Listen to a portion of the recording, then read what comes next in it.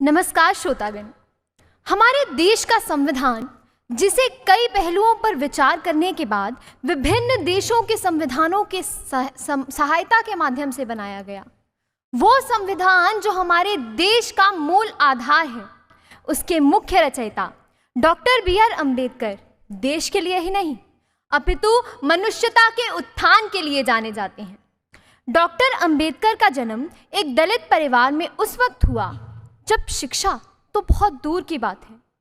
उस समय लोगों को मानवीय अधिकार भी प्राप्त नहीं थे। ऐसी परिस्थितियों में उस समाज को शिक्षा का मूल अधिकार दिलाने के लिए बाबा साहेब को अत्यंत कठिन परिश्रम करना पड़ा। उन्हें बचपन में ही उनके पिता द्वारा यह बात बता दी गई थी कि केवल शिक्षा ही एकमात्र ऐसा सुरक्षा कवच है जिसके बल पर व्यक्ति जिंदगी की किसी भी कसौटी पर खरा उतर सकता है, और इसी शिक्षा के बल पर वह ऊंची उड़ान और बुलंद हौसलों वाला नन्हा बालक आगे चलकर देश के संवैधानिक इतिहास में मील का पत्थर साबित हुआ। उनका लक्ष्य नवचेतना व सोच का सूत्रपात करके सामाजिक असमानता को खत्म करना था। वे एक बहुत बड़े युगदृष्टा थे। कोई भी देश केवल तभी तरक्की कर सकता है जब वहां का प्रत्येक नागरिक शिक्षित हो। उन्होंने महिलाओं के आर्थिक और सामाजिक अधिकारों की भी वकालत की।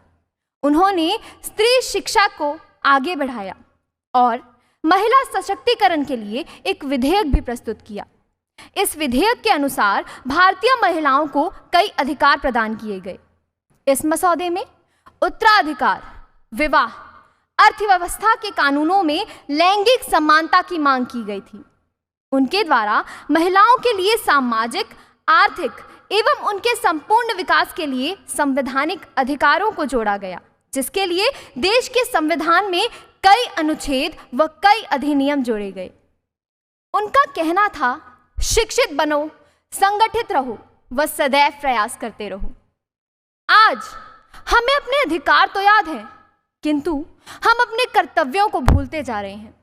इसलिए आज की युवा पीढ़ी को उस महानायक से सीखने की आवश्यकता है कि राह में कितनी मुश्किलें आए, राह में कितनी मुश्किलें आए, सबको करना हल है, और बिना सही कदम लिए किया गया प्रयास विफल है।